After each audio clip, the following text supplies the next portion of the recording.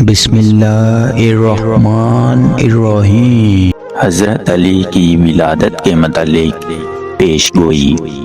یمن میں ایک زاہد رہتا تھا جو ہر وقت عبادت و ریاضت میں مشغول رہتا تھا۔ اس زاہد کا نام مشروم بن عیب تھا اور یہ زاہد یمن کے نام سے مشہور تھا۔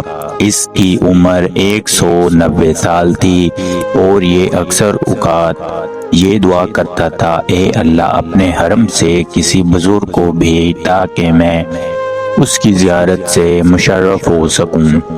اس زاہد کی دعا قبول ہوئی اور جناب ابو طالب تجارت کی غرض سے یمن پہنچے اور اس زاہد سے ملاقات ہوئی۔ زاہد نے جب آپ کو دیکھا تو انتہائی تعظیم سے پیش آیا اور پوچھا، آپ کہاں کے رہنے والے ہیں؟ جناب ابو طالب نے کہا، میں تہامہ کا رہنے والا ہوں۔ اس نے پوچھا، کون سا تہامہ؟ جناب ابو طالب نے جواب دیا کہ مکہ مکرمہ۔ زاہد نے پوچھا کہ تمہارے تعلق کس قبیلے سے ہے؟ جناب ابو طالب نے جواب دیا کہ میرا تعلق بنی ہاشم بن عبد المناف سے ہے۔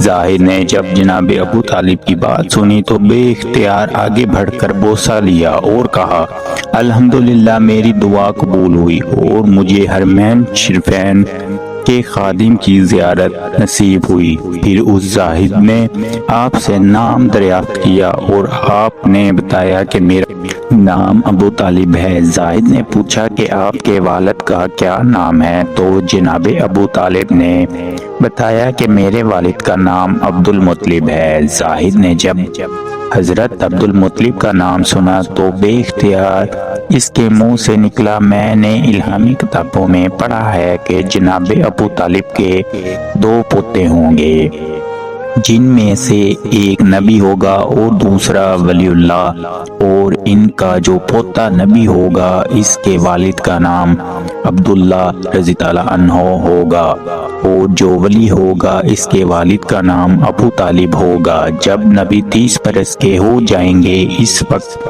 اللہ کا یہ ولی پیدا ہوگا، اور اے ابو طالب وہ نبی پیدا ہو چکے ہیں یا نہیں؟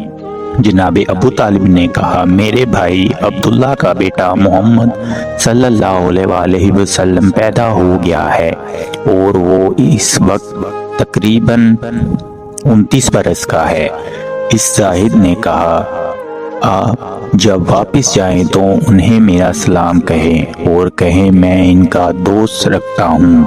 پھر جب وہ نبی اس دنیا سے پردہ فرما جائیں تو پھر آپ کے بیٹے کی ولایت ظاہر ہوگی۔ جناب ابو طالب نے اس زاہد کی بات سن کر فرمایا کہ میں اس حقیقت کو کیسے جان سکتا ہوں؟ اس زاہد نے کہا، آپ وہ چیز چاہتے ہیں جس سے میری سچائی کا علم ہو۔ جناب ابو طالب نے ایک سوکھے درخت کی جانب اشارہ کرتے ہوئے فرمایا، مجھے اس درخت سے تازہ انار چاہیے۔ اس زاہد نے دعا کے لیے ہاتھ اٹھائے اور بارگاہ خداوندی میں عرض کیا، اے اللہ میں نے نبی اور ولی کی تعریف کی، ان کے صدقے میں مجھے تازہ انار عطا فرما۔ چنانچہ دیکھتے ہی دیکھتے وہ درخت ہرا ہو گیا اور اس میں تازہ انار پک گئے۔ جناب ابو طالب نے وہ انار کھایا اور اس عابد کا شکریہ ادا کرتے ہوئے واپس مکہ مکرمہ روانہ ہوئے۔